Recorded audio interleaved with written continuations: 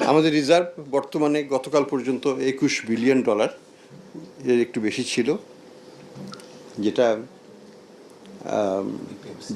BPM 6-এর হিসাবে IMF-এর যে strict definition আছে সেটা অনুযায়ী এটা আমাদের উন্নয়নটা ভালো। এখানেও মোটামুটিভাবে বলা যায় যে একটা স্বস্তিজনক অবস্থায় আছি। এবং IMF-এর যে বাংলাদেশ ব্যাংকের যে হিসাবটা ছিল আগের থেকে, সেটাতে $26 বিলিয়ন মতো। হ্যাঁ 26.2 হ্যাঁ 26.2 বিলিয়ন। এবং এটা আমাদের 4 মাসেরও বেশ অনেক বেশি হবে যদি হয়। আর IMF-এরটাতে 4 মাসের একটু কম হবে হয়তো। তো আমাদের লক্ষ্য থেকে আমরা বেশি দূরে নয়। আমার কাছে মনে হয় যে আমাদের IMF হিসেবে আমাদের লক্ষ্য হওয়া উচিত অন্তত পক্ষে 4-এর থেকে বেশি। তো আমরা 4-এর কাছাকাছি চলে আসছি। আর কিছু দূর গেলে আমরা এটাকে ক্রস করতে পারবো। তো আমরা এখন পর্যন্ত সেপ্টেম্বর মাসের IMF-এর নেট ইন্টারন্যাশনাল রিজার্ভ